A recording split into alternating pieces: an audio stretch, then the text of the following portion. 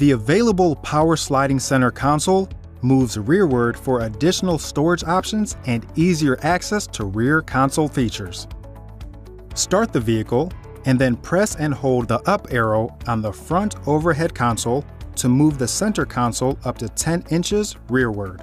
You can release the up arrow at any point along the path to stop the center console.